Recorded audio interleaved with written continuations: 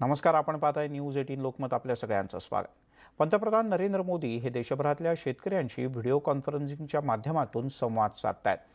या वेळेला पंतप्रधान मोदी यांच्या हस्ते पंतप्रधान किसान सन्मान निधीचं सुद्धा वितरण करण्यात आलं. मोदींच्या हस्ते 9,04,00,000 शेतकऱ्यांना 18,098 कोटी रुपये प्रत्येक शेतकऱ्याच्या खात्यात थेट वितरित करण्यात आले.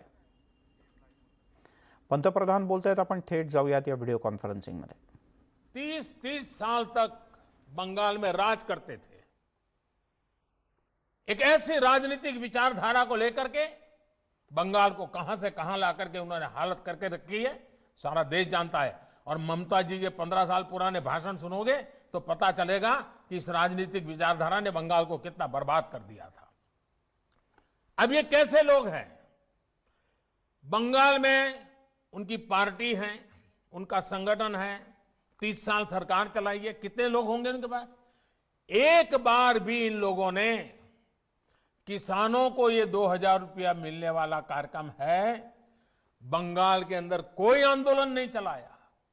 अगर हाल के दिल में किसानों के लिए इतना प्यार था, बंगाल में आपकी धरती है, तो आपने बंगाल में किसानों को न्याय दिलाने के लिए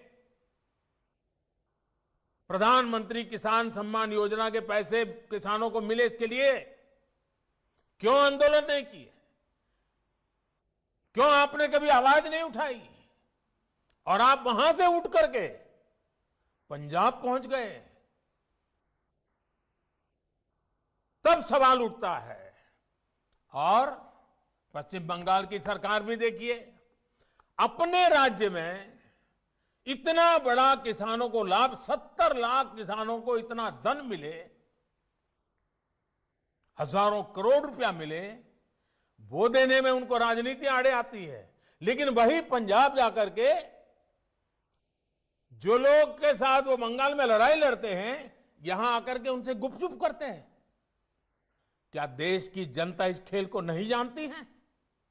क्या देश की जनता को इस खेल का पता नहीं है?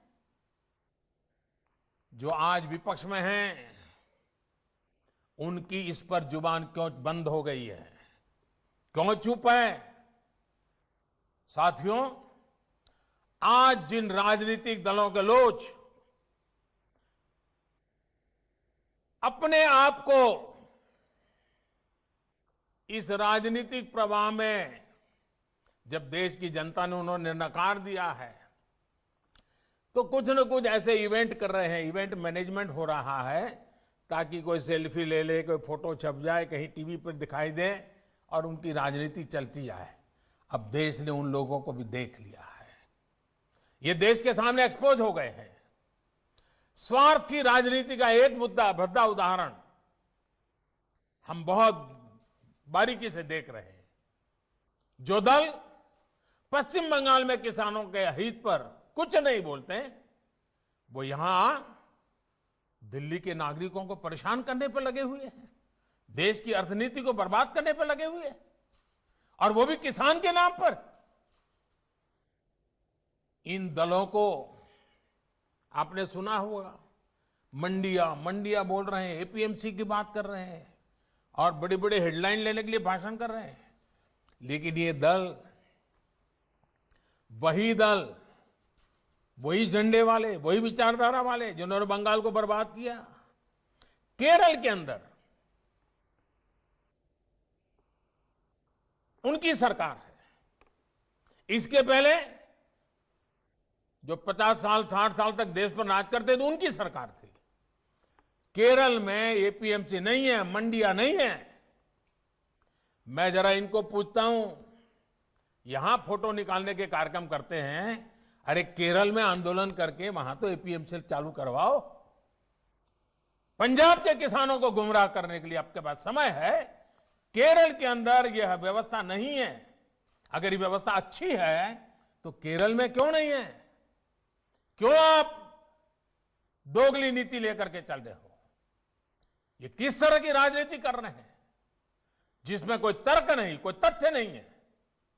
सिर्फ झूठे आरोप लगाओ, सिर्फ अफवाहें फैलाओ, हमारे किसानों को डरा दो और भले भोले किसान कभी कभी आपकी बातों में गुमराह हो जाते हैं।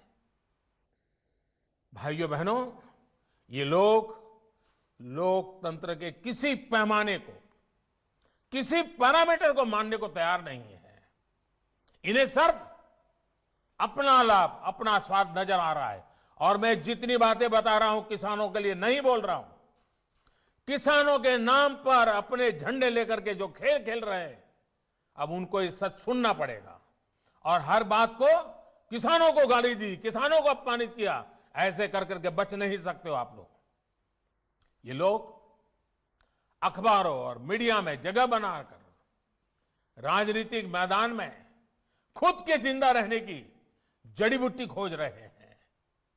लेकिन देश का किसान उनको पहचान गया है। अब देश का किसान उनको ये जड़ी बूटी कभी देने वाला नहीं है। कोई भी राजनीति, लोकतंत्र में राजनीति करने का उनको हक है, हमें इसका विरोध नहीं है। लेकिन निर्दोष किसानों की जिंदगी के साथ न खेलें, उनके भविष्य के साथ खिलवाड़ न करें, उन्हें गुमराह न करें, भ्रमित न करें। साथियों, ये वही लोग हैं जो बरसों तक सत्ता में रहे।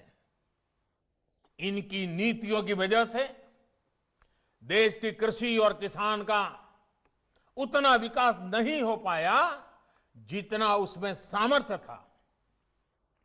पहले की सरकारों की नीतियों की वजह से सबसे ज्यादा बर्बाद वो किसान हुआ जिसके पास न तो ज्यादा जमीन थी, न ज्यादा संसाधन। इस छोटे किसान को बैंकों से पैसा नहीं मिलता था, क्योंकि उसके पास तो बैंक खाता तक नहीं था। पहले के समय में जो फसल बीमा योजना थी, उसका लाभ भी इन छोटे किसानों के